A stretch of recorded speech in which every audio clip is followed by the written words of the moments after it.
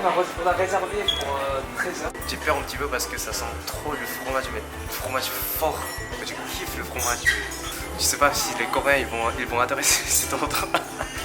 C'est quand même assez fort.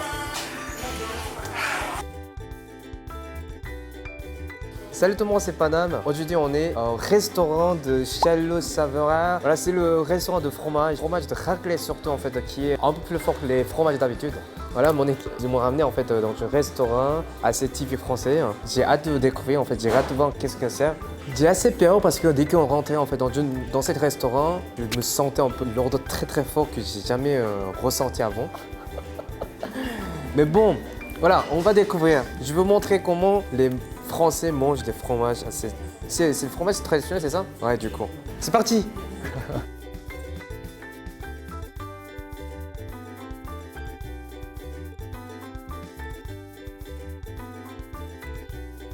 Oh là là! En fait, juste tout à l'heure, je me suis renseigné par rapport à l'histoire de raclette. Je vous explique un petit peu. Raclette a été inventé pas par les Français. En fait, il a été inventé par les Suisses. Et en fait, à l'époque, on n'a pas parlé en fait de raclette comme raclette. L'appellation de raclette, c'était pas raclette, c'était fromage rôti. Du coup, en fait, c'était pas totalement pareil du tout. Et en fait, les Français, ils étaient juste à côté de la Suisse. Du coup, en fait, ils ont vraiment commencé à manger le raclette et ils ont adoré. Donc, normalement, on mange raclette pendant l'hiver. Maintenant, il y a un restaurant qu'on mange en fait raclette n'importe quel moment. On mange le raclette comment? Avec charcuterie, le fromage et pommes de terre et cornichons. Voilà. Et aussi du pain. Évidemment. Évidemment. Comment ça marche? Non. Non. Quand vous voyez ça commence à fondre, vous reculez là, avec le côté lisse, appuyer un petit peu pour racler dans l'assiette. Oh. Vous prenez l'assiette, vous servez dedans. Ok. Je prends un verre de vin blanc? Ouais. Bon appétit. Merci. On fait comme ça? Wow. Waouh. Après, tu prends les charcuteries comme ça et tu prends un pomme de terre et ça se voit que j'ai hâte. Hein. Tu fais bien ou pas? Ouais, super. C'est bien comme ça? Ouais. Oh. Heureusement, ça sent pas très fort. Donc je pense que c'est largement supportable pour moi. J'ai peur un petit peu parce que ça sent trop le fromage. Ça.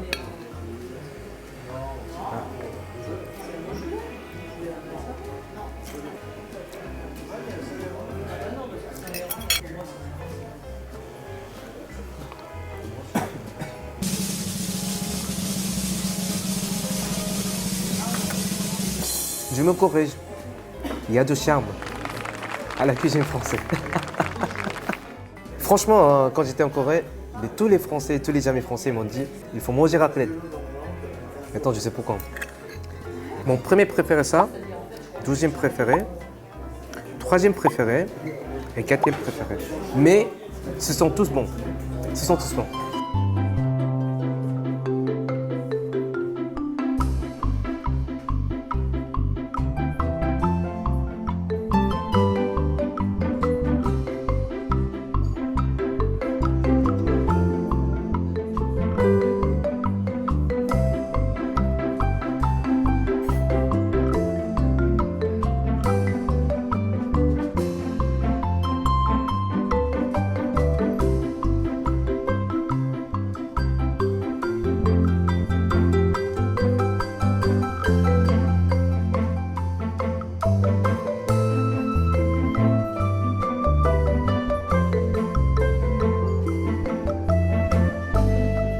Bon, on vient de terminer voilà, la dégustation de raclette. C'était quand même assez lourd. Mais maintenant, en fait, franchement, j'ai envie de dormir. Mais c'était vraiment assez étonnant. C'était une expérience assez exceptionnelle.